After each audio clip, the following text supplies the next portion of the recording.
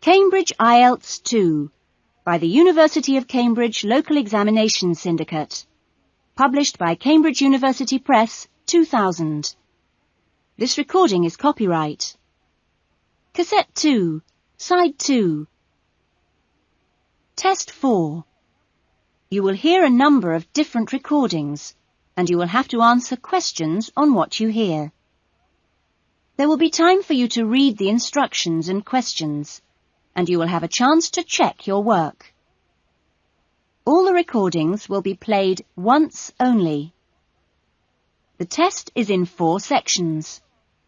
Write all your answers in the listening question booklet. At the end of the test, you will be given 10 minutes to transfer your answers to an answer sheet. Now turn to Section 1.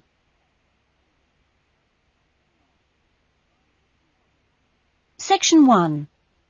Paul is renting an apartment. He has some problems with the property and has decided to report them to the housing agency. First, you have some time to look at questions 1 and 2.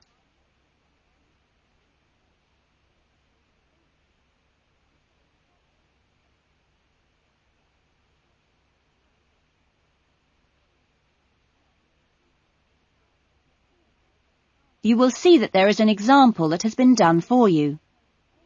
On this occasion only, the conversation relating to this will be played first. Good morning, MIC House Agency. Good morning. I'm ringing about the problems I've been having with my apartment. Yes, of course. If I can just take a few details first. What's your name? Paul Smiley. How do you spell that? Smiley. Paul's surname is Smiley, so Smiley has been written in the box. Now we shall begin. You should answer the questions as you listen, because you will not hear the recording a second time. Now listen carefully to the conversation and answer questions 1 and 2. Good morning, MIC House Agency. Good morning. I'm ringing about the problems I've been having with my apartment. Yes, of course. If I can just take a few details first. What's your name? Paul Smiley. How do you spell that? Smiley. Okay. And what's the address? Apartment 216 Rose Lane. Rose Lane. And that's in Newton. Oh, yes, I know the property. Could I just ask, how long is the lease? It's for 1 year. Huh? And you moved in? Last week, on 27th of June. Fine, thank you. Before the conversation continues, you have some time to look at questions 3 to 10.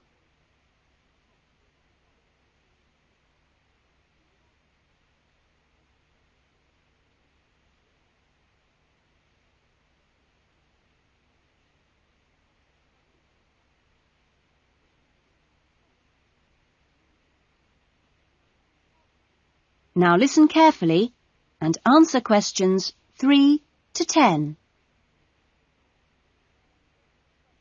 And what are the problems that you've been having?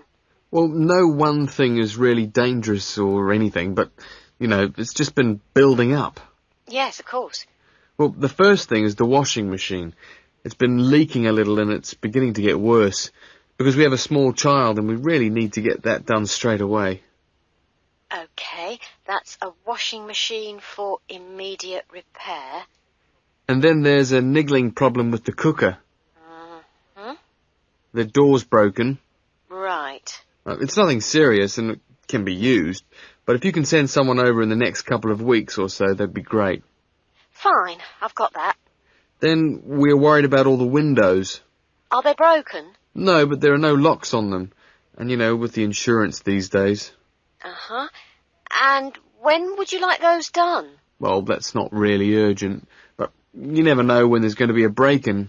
No, we'll get those done for you next week. Don't worry. And then there's the bathroom light. It's getting quite annoying. It flickers quite badly and it's giving me headaches. I'd really like to get that replaced right away. That's no problem. And then the last thing on the list is the kitchen curtains. They're torn. Oh, right. We do have quite a few spare ones in stock and can get those to you in the next week, if that's all right with you. Yes, that'd be fine. Anything else? No, that's all. OK, fine. What we'll do is get someone over to you this afternoon, if you're in. Well, I'm going to be out for a short time. Well, you tell us your preferred times. Well, the best time is about 1 o'clock. I'll have to check that with him, and if he can't make it then, what would be your second preference? Any time up to 5 p.m. would be fine. OK, I've made a note of that. Great. Well, thanks very much for your help. That's fine. Thank you for calling. Goodbye. Goodbye. That is the end of section 1. You will now have half a minute to check your answers.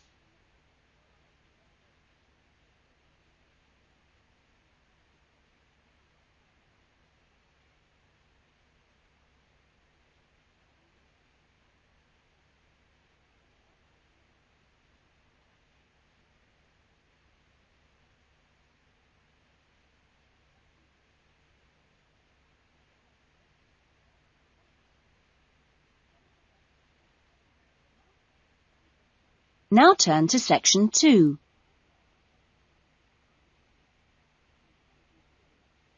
Section 2. You will hear a recreation officer at a holiday resort telling the guests about their accommodation and the activities available. First, you have some time to look at questions 11 to 15.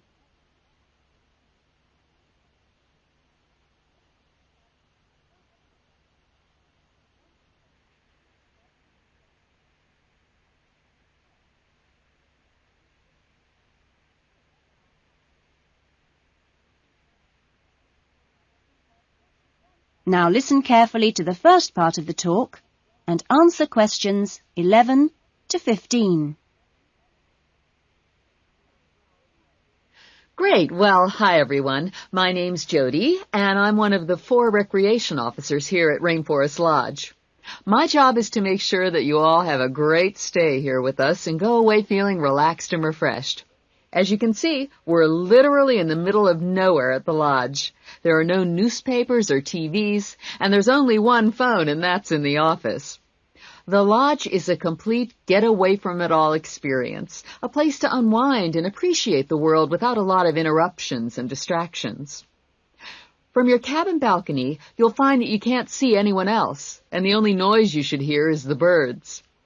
When the luggage comes, one of the guys will take it across to your cabin for you and make sure you know the way back here to the main center for dinner in the restaurant. Dinner will be served in about an hour or so. All the times of each day's activities are printed on the blue sheet you should have got in the information guides that were handed out on the coach. Each explorer trip has a different focus, so it doesn't matter how many you do or on what day, because there's always something new to discover in the rainforest. Tomorrow, I think we've still got places on the Orchid and Fungi tour. This is on foot and takes you to different parts of the rainforest. Or, if you prefer, there's the 4-wheel drive tour to the waterfalls. Or the fishing trip, where I promise you we'll catch some lunch. And last but not least, the famous crocodile cruise that leaves at 11 a.m. each day. Just in time for the crocodile's lunch. Oh, plenty to choose from here at Rainforest Lodge. Or just sit on your balcony, relax and unwind and enjoy the views. In the evenings, there is the Spotlight Tour, one of my favorites. The Spotlight Tour leaves at sundown and lets you catch a glimpse of some more of the rainforest wildlife as it comes out at dusk to feed. That's a great trip, and if you can, I'd really try to make sure you do it during your stay. You now have some time to look at questions 16 to 20.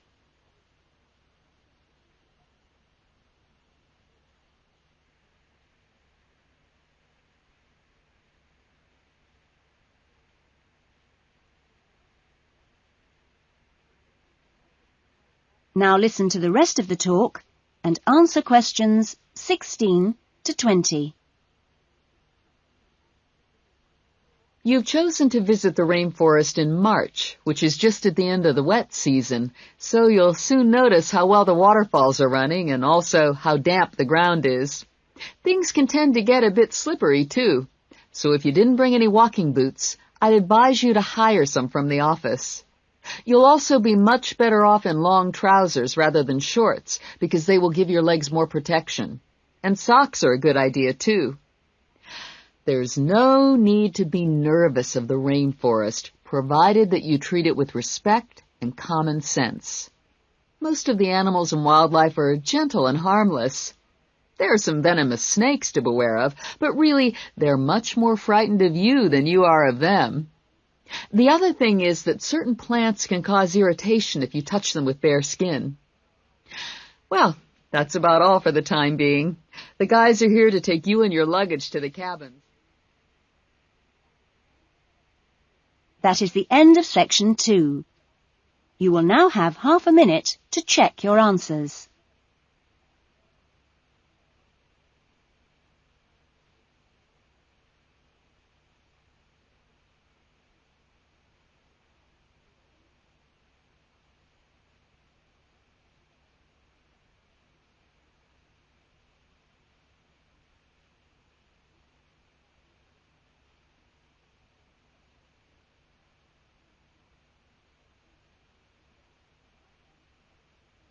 Now turn to section 3.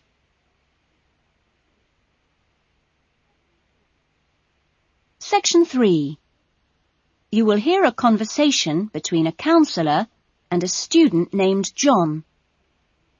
First, you have some time to look at questions 21 to 25.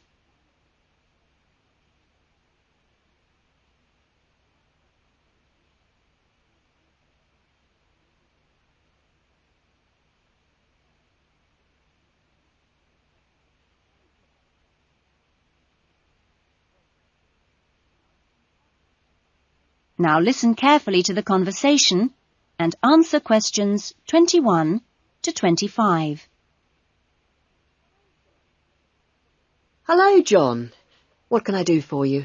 Well, I heard about these counselling sessions from a friend doing a science course, and I was really interested. I think they should be compulsory, really. Well, to be quite honest, John, I think they would be useful for everybody, but, well, everybody has their own way of going about things. I prefer people just to drop in when they can. Yes. I find that talking to students about the requirements of a course helps to clarify what needs to be done. I mean, the biggest difference between college and school is that new college students really have to do a lot of work on their own, and it's sometimes useful to get advice on how to take control of your time and work effectively. Yes. I mean, it seems like a very light workload until assignment time comes, and then I seem to be working all night sometimes. I'm not the only one. It's ridiculous. The resource centre is very good, but it closes so early. It's in the library, and so you think you could use it more. It's a real problem for me. Well, you're certainly not the only person in that position, as I'm sure you've found. It really comes down to using every available hour in a systematic way. If you do this with a plan, then you'll find that you still have time for yourself and your hobbies as well. Yeah. I've heard from Thomas that you made him a sort of plan like this, and he's going away for the weekend with all his work handed in, whereas I haven't even started. I need to find out a few more things about you first. I'll give you this form to fill in about your lectures and things before you leave. You now have some time to look at questions 26 to 30.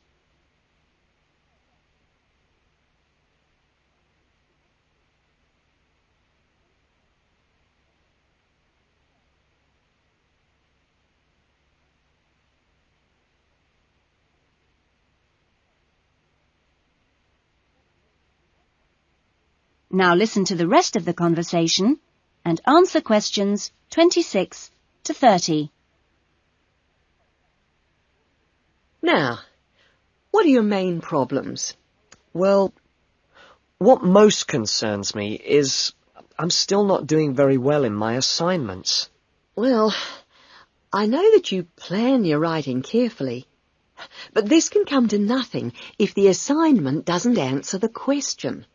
That really is the key. You must read the question carefully and give it a great deal of thought before you even start planning or writing your first draft. It's also vital to check your work for errors. Everybody makes them, and they can influence the person marking the work. So, always take time at the end to check what you've written. As far as listening is concerned, I find it hard to keep up sometimes in lectures, especially 2-hour ones. I sometimes just seem to go off into a dream. It's a good idea to find out from your lecturers if they mind you recording the lectures. Oh. You only need one of those small cassette recorders. Yeah. The quality is pretty good, and a second listening can really clarify things. Something else you can do is check your notes with a friend after the lecture. Yes, that's a good idea. Thanks. It's hard to do all that all the time, though, especially when there's so much reading to do. Yes. It's important, though, not to confine yourself to reading on your subject. You should also read things of general interest that appeal to you. You know, novels, newspapers, that kind of thing. Do you have a good dictionary? Not really. I've never bothered with one. It would probably be a good idea to get one. Dictionaries aren't expensive, and they can help a lot. Also, you can underline or highlight new words, and then you've got to... That is the end of section 3. You will now have half a minute to check your answers.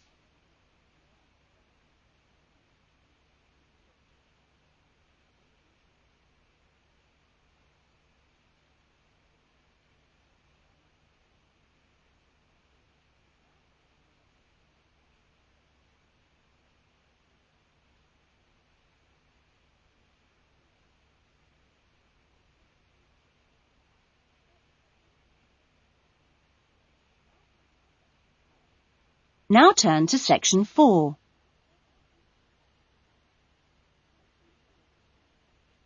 Section 4. You will hear a student talking about his research project in a university tutorial.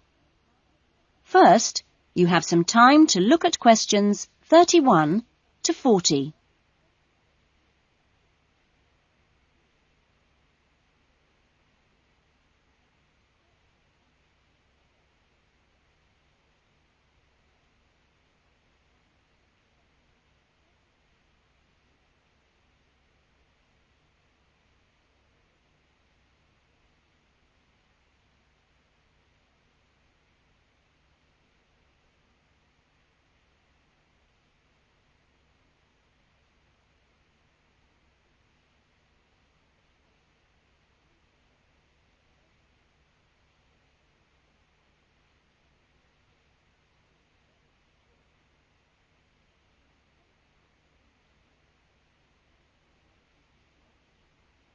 Now listen to the talk and answer questions 31 to 40. Well, good afternoon. In today's session, John Upton will be sharing some of the findings of his research project from last term. John. Thanks. Well, first of all, a little bit about the background to the project.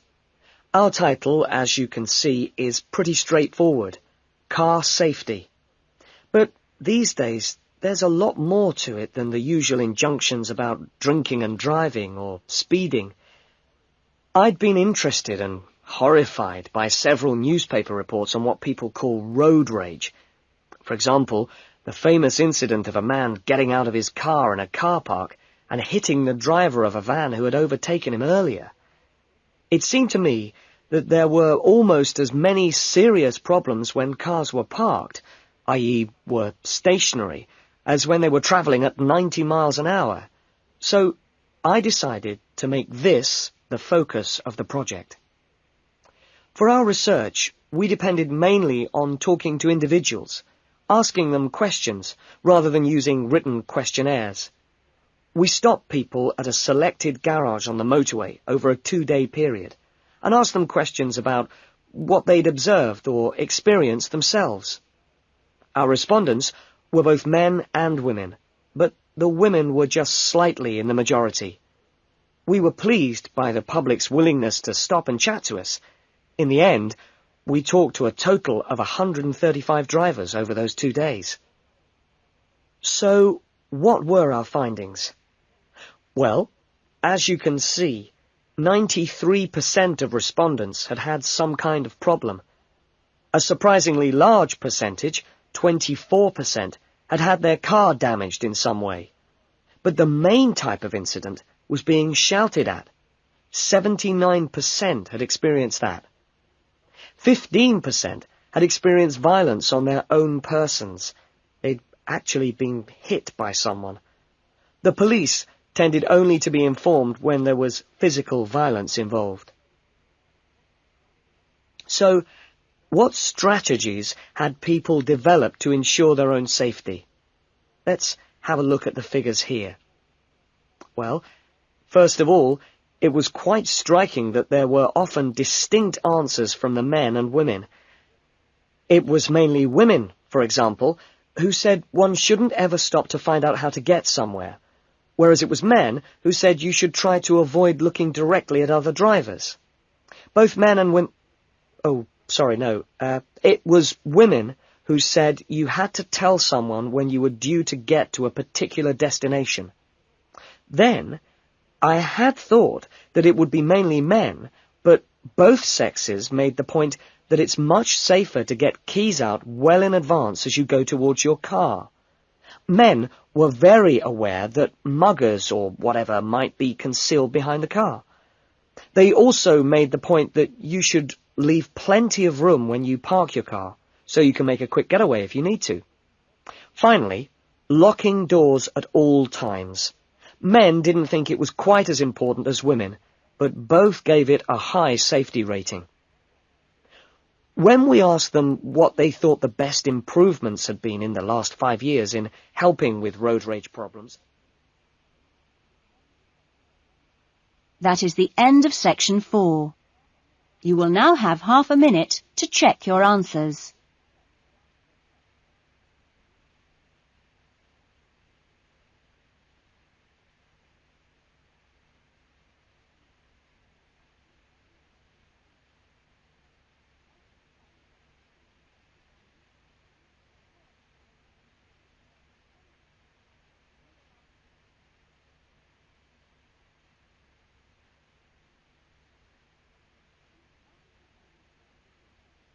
That is the end of the listening test.